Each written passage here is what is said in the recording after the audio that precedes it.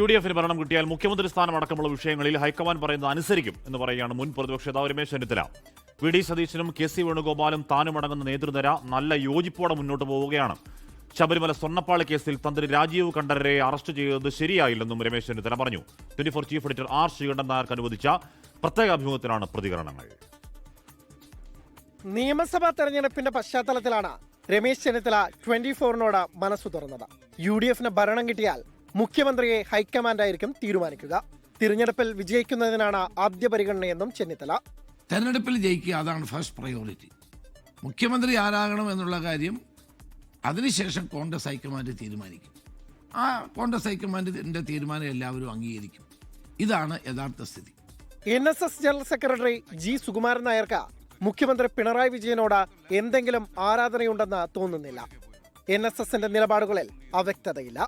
താങ്കൾ മണിച്ചേട്ടാന്ന് വിളിക്കുന്ന G. സുകുമാരൻ നായർ തന്നെ പിണറായി വിജയന്റെ വലിയൊരു കടുത്ത ഫാനായിട്ട് മാറിയിട്ടുണ്ട് എന്നൊന്നും എനിക്ക് തോന്നുന്നില്ല. ഇല്ല, അവരാകെ ആഗോള അയ്യപ്പ സംഗമത്തിലാണ് അവർ അതിന് പിന്തുണ പ്രഖ്യാപിച്ചു.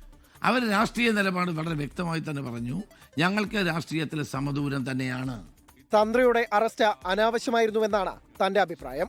ആ വിധിന്യായം പരിശോധിച്ചാൽ തന്ത്രിയുടെ അറസ്റ്റ് അനാവശ്യമാണെന്ന് ബോധ്യപ്പെടും.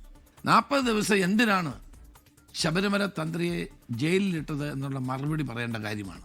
ആരോഗ്യമന്ത്രിയുടെ വസതിയിൽ റീത്ത് വെച്ചുള്ള യൂത്ത് കോൺഗ്രസ് പ്രതിഷേധം രമേശ് ചെന്നിത്തല തള്ളി. ഇത്തരത്തിൽ റീത്ത് വെച്ചുകൊണ്ടുള്ള പ്രതിഷേധം നമ്മുടെ ഒരു സംസ്കാരമല്ല, അത് CPM-ന്റെ സംസ്കാരമാണ്. ഉമ്മൻചാണ്ടിയുടെ മകൾ മറിയാമ്മന്റെ സ്ഥാനാർത്ഥിത്വം പാർട്ടി ചർച്ച ചെയ്തിട്ടില്ല. പാർട്ടി ചർച്ച ചെയ്തിട്ടില്ല. പാർട്ടിയുടെ മുമ്പിൽ ചാണ്ടി ഉമ്മന് മാത്രമാണ് MLA ആയിട്ടുള്ളത്. PK ശശി കോൺഗ്രസിൽ വരാൻ താല്പര്യം പറഞ്ഞിട്ടില്ലെന്നും സ്വർണ്ണപ്പാളി കേസിലെ വ്യവസായിയുടെ പേര് വെളിപ്പെടുത്താൻ കഴിയില്ലെന്നും അദ്ദേഹം പറഞ്ഞു. അമേരിക്ക പശ്ചാത്തലമാക്കി രചിച്ച നിയോഗം എന്ന നോവലിന്റെ വിശേഷങ്ങളും രമേശ് ചെന്നിത്തല പങ്കുവച്ചു. ഇപ്പൊ ഒരു നോവൽ എഴുതിക്കൊണ്ടിരിക്കുകയാണ്. എന്തായിരിക്കും എന്റെ പ്രമേയം?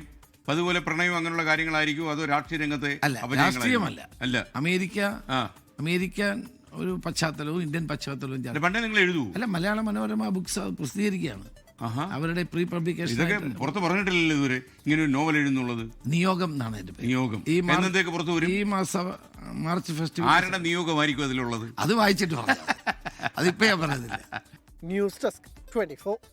ലോകത്തെവിടെയായാലും ഏത് സമയത്തും 24 വാർത്തകളും ഓഗ്മെന്റഡ് റിയാലിറ്റി പാക്കേജുകളും എക്സ്പ്ലെയിനറുകളും വിശദമായി കാണാൻ ഞങ്ങളുടെ YouTube ചാനൽ നിങ്ങൾക്ക് സബ്സ്ക്രൈബ് ചെയ്യാം.